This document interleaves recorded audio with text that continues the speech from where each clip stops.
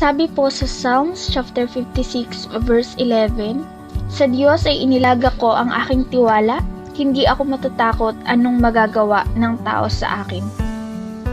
Ang pagtitiwala sa Diyos ay isang bagay na nagpapagaan ng ating pakiramdam at nagbibigay ng comfort sa atin.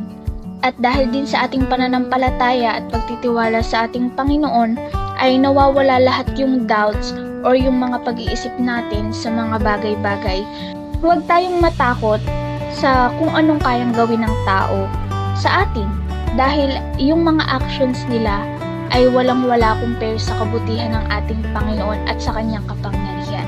At sabi din po sa Proverbs chapter 3 verse 5, "Tumiwala ka sa Panginoon ng buong puso mo at huwag kang manalig sa iyong sariling kaunawaan." Palagi tayong magtiwala sa Panginoon dahil alam niya yung mga bagay na naaayon sa atin.